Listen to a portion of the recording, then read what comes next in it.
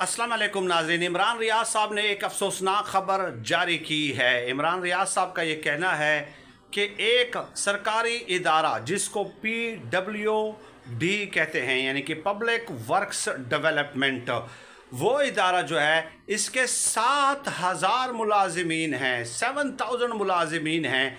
और इस इदारे का बुनियादी काम क्या है कि ये हुकूमत की तरफ से, सरकार की तरफ से इंफ्रास्ट्रक्चर बिल्टअप करती है।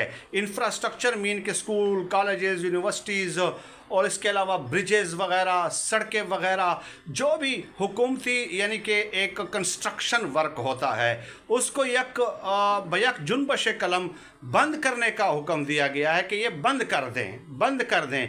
ये इदारा 1854 में बनाया था अंग्रेज़ों ने। ये 1854 के बाद इसको बंद किया जा रहा है और ये बड़ा जुल्म हो रहा है।